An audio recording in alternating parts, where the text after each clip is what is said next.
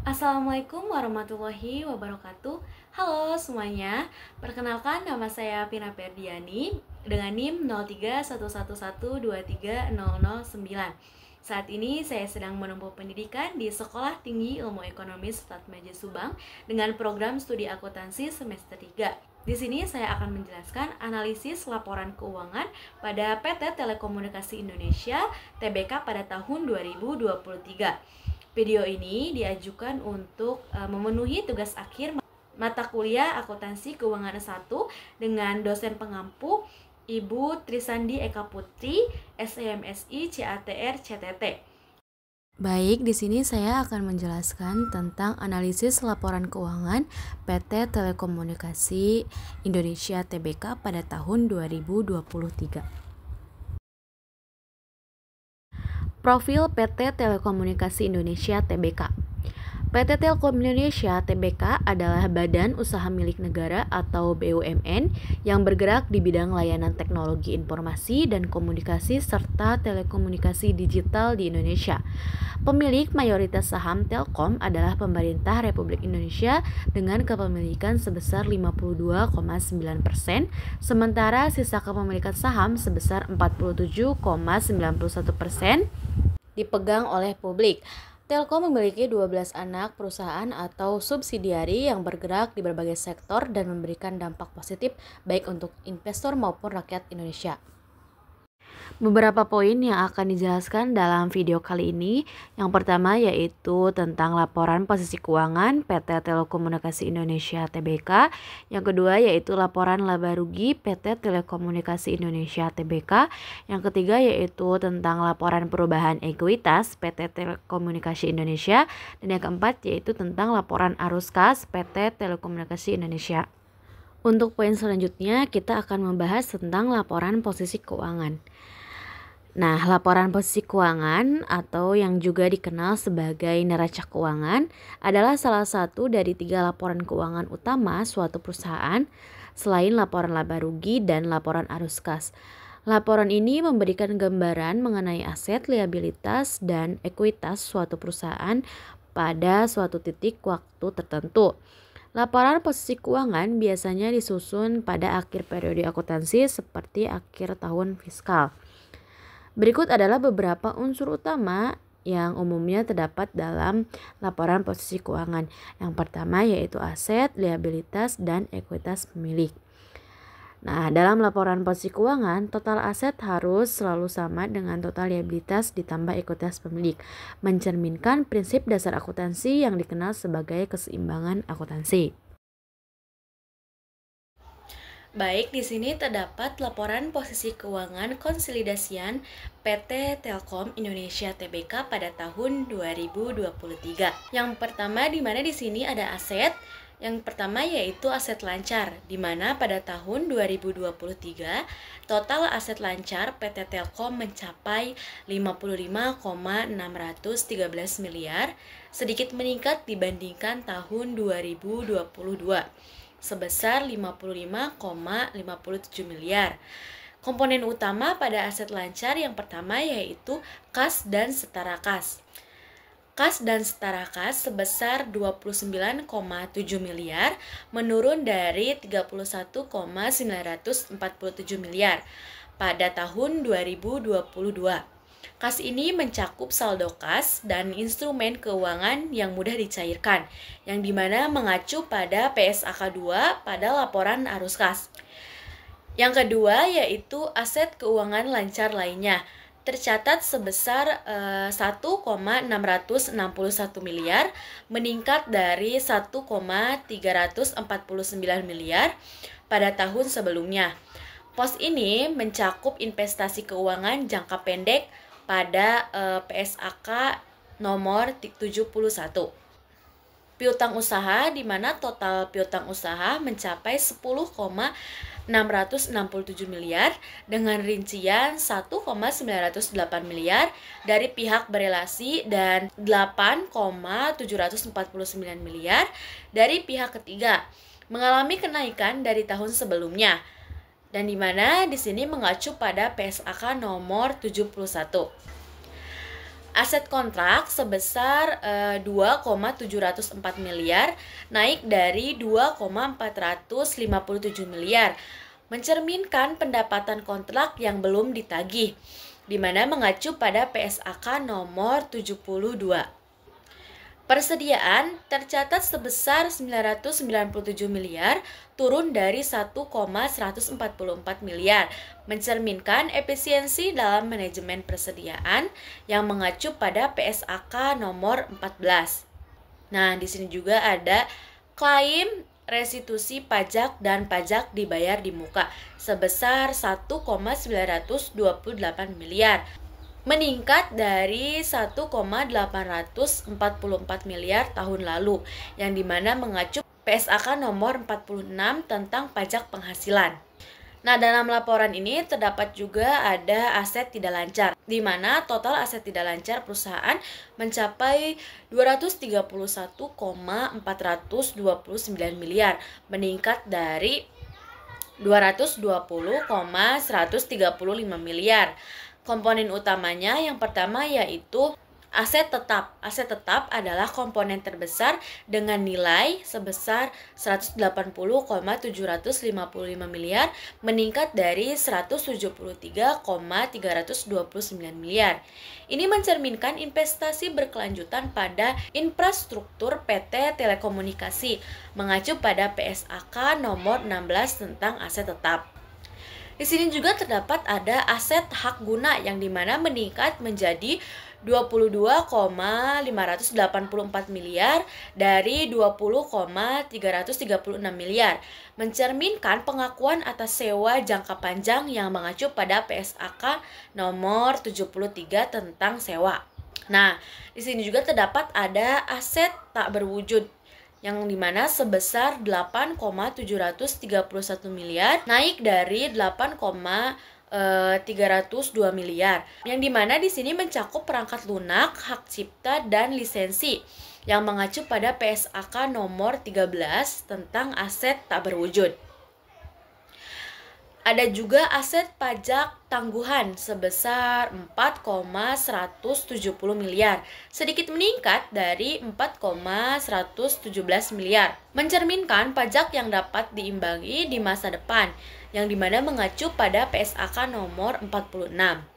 Jadi jumlah aset pada laporan posisi keuangan PT Telekomunikasi Indonesia pada tahun 2023 sebesar 287,42 miliar, mengalami kenaikan pada tahun sebelumnya. Pada PT Telekomunikasi juga terdapat liabilitas. Yang pertama yaitu liabilitas jangka pendek. Total liabilitas jangka pendek pada tahun 2023 adalah sebesar 71,568 miliar, naik dari 70,388 miliar. Komponen utamanya yang pertama yaitu utang usaha, di mana sebesar 18,23 miliar, stabil dibandingkan tahun sebelumnya. Selanjutnya ada pinjaman jangka pendek sebesar 9,650 miliar, mencerminkan peningkatan pembiayaan pada jangka pendek.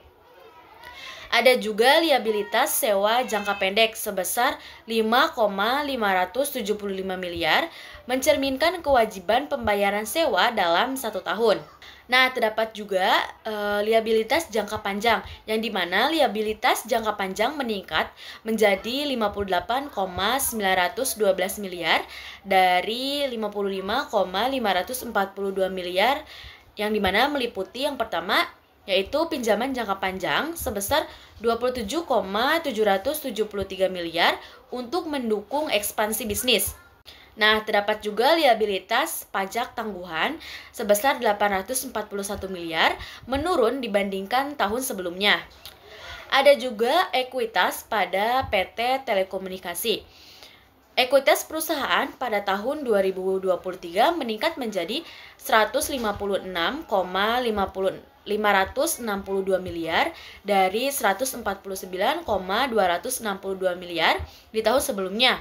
Komponen utama ekuitasnya yang pertama yaitu modal saham sebesar 4,953 miliar, tetap stabil dari tahun sebelumnya. Ada juga saldo laba yang belum ditentukan oleh penggunaannya sebesar 103,104 miliar yang naik signifikan dari 96,560 miliar, yang dimana menunjukkan kemampuan perusahaan untuk menghasilkan laba yang konsisten. Nah, jadi total liabilitas dan ekuitas pada laporan keuangan PT Telekomunikasi, jumlah liabilitas dan ekuitasnya pada tahun 2023 sebesar 287,42 miliar, yang meningkat dari 275,192 miliar pada tahun sebelumnya, yang dimana mencerminkan pertumbuhan dan kestabilan keuangan perusahaan. Selanjutnya terdapat laporan laba rugi, yang dimana laporan laba rugi merupakan laporan yang menyajikan informasi pengeluaran, pendapatan, serta laba atau rugi yang dihasilkan perusahaan selama periode tertentu. Melalui laporan laba rugi ini bisa memperlihatkan kinerja keuangan dari suatu usaha atau perusahaan. Baik, selanjutnya terdapat laporan laba rugi pada penghasilan komprehensif lain PT Telkom Indonesia Tbk pada tahun 2023. Nah, di sini terdapat juga ada pendapatan, yang dimana pendapatan konsolidasi PT Telkom pada tahun 2023 tercatat sebesar 149,216 miliar, yang dimana meningkat dari 147,306 miliar di tahun 2022. Nah, kenaikan ini mencerminkan pertumbuhan bisnis utama perusahaan yang terdiri dari layanan telekomunikasi dan digital, yang dimana terdapat mengacu pada pendapatan diakui sesuai PSAK nomor 72 tentang pendapatan dari kontrak dengan pelanggan, yang dimana masyarakat pengakuan pendapatan berdasarkan kewajiban kinerja yang dipenuhi. Nah, di sini juga ada beban operasional. Total beban operasional perusahaan pada tahun 2023 mencapai 103,827 miliar, yang meliputi beberapa komponen utama. Yang pertama di sini terdapat beban operasi, pemeliharaan, dan jasa telekomunikasi tercatat sebesar 39,718 miliar, naik dari 38,184 miliar. Peningkatan ini mencerminkan biaya yang dikeluarkan untuk menjaga kualitas jaringan dan layanan, yang mengacu pada PSAK nomor 1 tentang penyajian laporan keuangan. Yang kedua ada beban penyusutan dan amortisasi, yang dimana sebesar 32,663 miliar, sedikit menurun dibandingkan tahun sebelumnya sebesar 33,255 miliar. Nah, beban ini terkait dengan depresiasi aset tetap dan amortisasi aset tak terwujud, yang dimana mengacu pada PSAK nomor 16 tentang aset tetap dan PSAK nomor 19 tentang aset tak berwujud. Yang ketiga, di mana ada beban karyawan, tercatat sebesar 15,927 miliar, meningkat dari 14,907 miliar di tahun 2022. Mencerminkan kenaikan biaya remunerasi dan tunjangan karyawan, di mana mengacu pada PSAK nomor 24 tentang imbalan kerja. Yang keempat, yaitu beban interkoneksi, di mana sebesar 6,363 miliar, meningkat dari 440 miliar terkait dengan biaya interkoneksi antara operator telekomunikasi, mengacu pada PSAK nomor 72. Yang kelima ada beban umum dan administrasi, tercatat sebesar 6,99 miliar, meningkat dari 5,854 miliar. Biaya ini mencakup pengeluaran operasional lainnya seperti administrasi kantor yang mengacu pada PSAK nomor 1. Yang keenam ada beban pemasaran sebesar 3,530 miliar, sedikit menurun dari 3,929 miliar, menunjukkan efisiensi dalam biaya promosi dan pemasaran yang mengacu pada PSAK nomor 1. Nah, jadi laba usaha perusahaan meningkat signifikan menjadi 44,384 miliar dari 39,581 miliar pada tahun sebelumnya. Nah, peningkatan ini mencerminkan keberhasilan dalam meningkatkan pendapatan lebih besar dibandingkan kenaikan beban operasional. Ada juga pendapatan dan beban non-operasional, yang dimana yang pertama itu penghasilan pendanaan sebesar 1,61 miliar, meningkat dari 878 miliar. Nah, di sini berasal dari pendapatan bunga dan investasi yang mengacu pada PSAK nomor 71 tentang instrumen keuangan. Yang kedua ada biaya pendanaan sebesar 4,652 miliar, meningkat dari 4,33 miliar, yang mencerminkan kenaikan biaya terkait pinjaman. Mengacu pada PSAK nomor 23 tentang pendapatan dari transaksi pinjaman. Nah, pada laporan ini terdapat juga ada laba sebelum pajaknya. Laba sebelum pajak mencapai 40,794 miliar, naik dari 36,339 miliar, menunjukkan profitabilitas yang kuat sebelum mempertimbangkan kewajiban pajak. Beban pajak penghasilannya tercatat sebesar 8,586 miliar yang terdiri dari yang pertama yaitu pajak ini sebesar 8,796 miliar, pajak tangguhan sebesar 210 miliar yang dimana terdapat pengurangan di mana pajak ini terdapat pada PSAK nomor 46 tentang pajak kehasilan. Nah, ada juga laba tahun berjalan.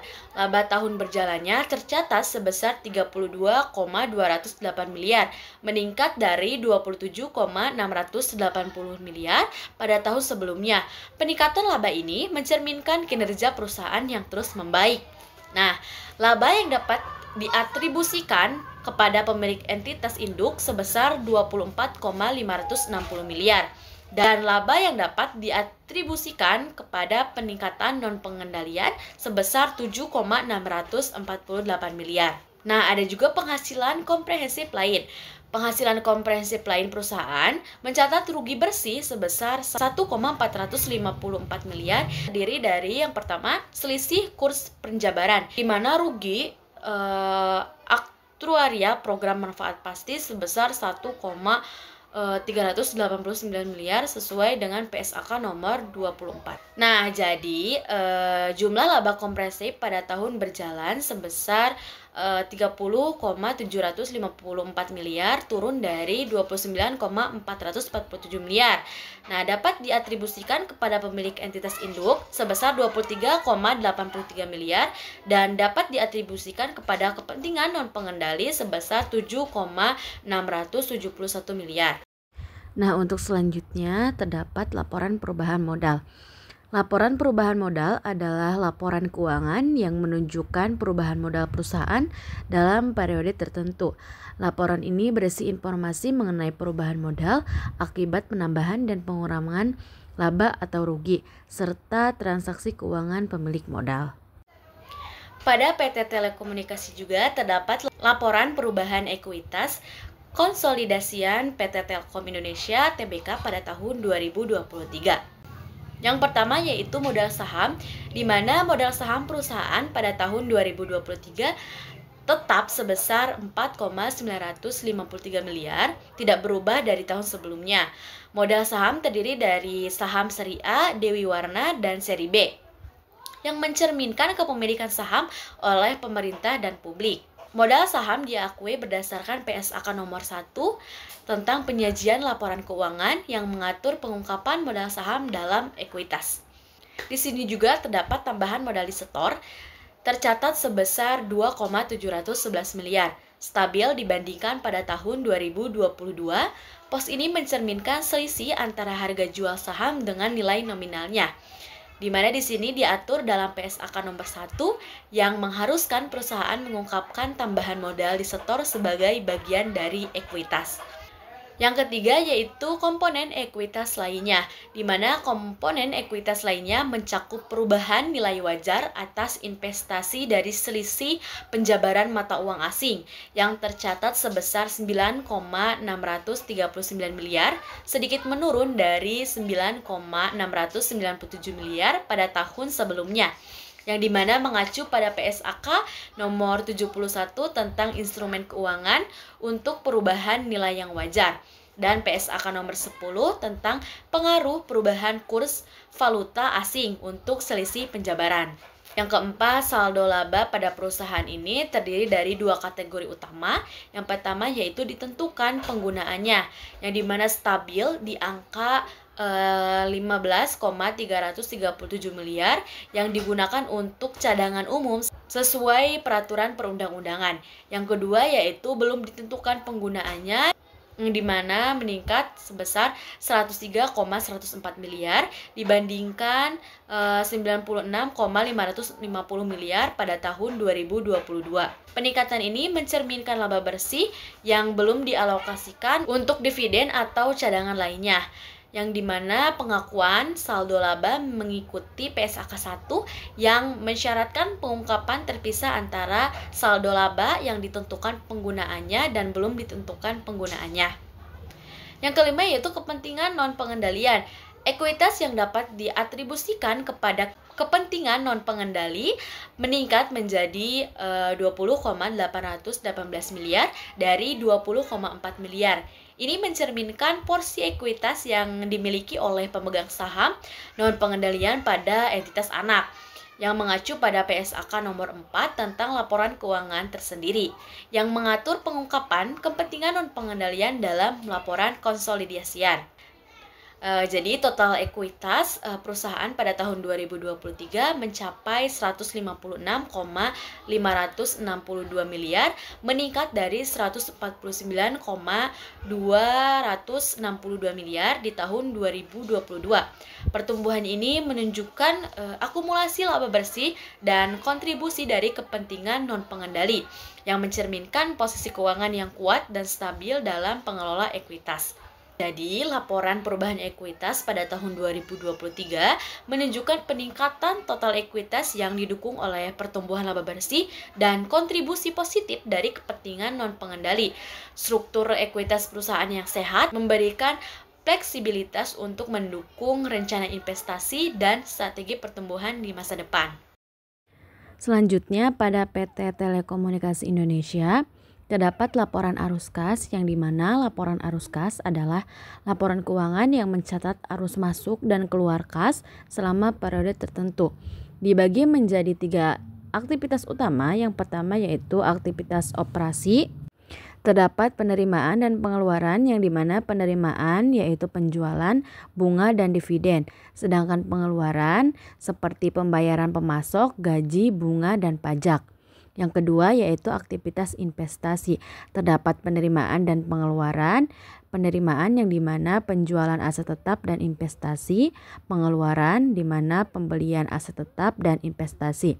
Yang ketiga yaitu terdapat aktivitas pendanaan, dimana ada penerimaan dan pengeluaran juga. Penerimaannya seperti penerbitan saham atau pinjaman, dan pengeluarannya seperti pembayaran dividen, pelunasan utang, dan buyback saham.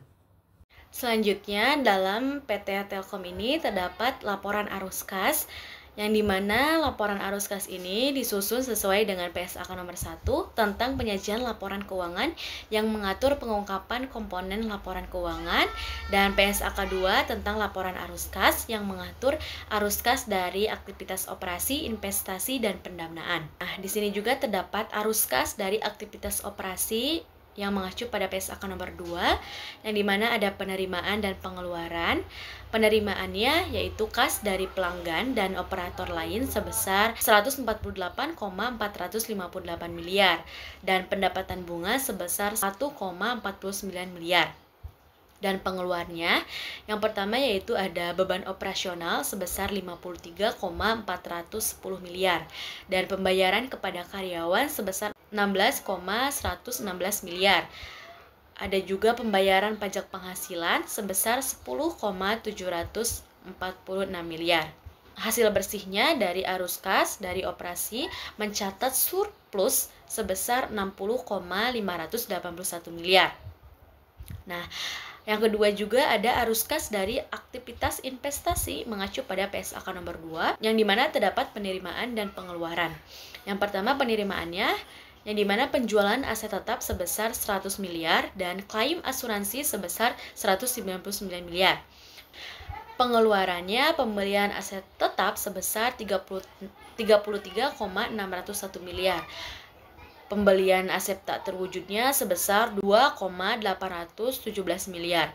Jadi hasil bersih aktivitas ini mencatat defisit arus kas sebesar 36,909 miliar. Yang ketiga, terdapat arus kas dari aktivitas pendanaan mengacu pada PS Akun nomor 2. Terdapat penerimaan dan pengeluaran. Penerimaannya yang pertama yaitu pencairan utang bank sebesar 38,834 miliar dan setoran modal oleh kepentingan non-pengendali sebesar 2,961 miliar. Dan pengeluarannya ada dua, yang pertama yaitu pembayaran utang bank sebesar 35,323 miliar dan pembayaran dividennya sebesar 26,406 miliar. Jadi, hasil bersih aktivitas pendanaan mencatat defisit arus kas sebesar 26,567 miliar. Nah, jadi kas akhir tahunnya saldo kas turun menjadi 29,7 miliar dari sebesar 31,947 miliar pada tahun 2022. Sekian video dari saya. Semoga bermanfaat bagi kalian semua. Wassalamualaikum warahmatullahi wabarakatuh.